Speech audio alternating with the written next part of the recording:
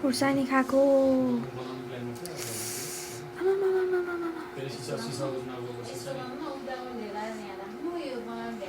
खाइ खाइ भेट्न पनि खाइ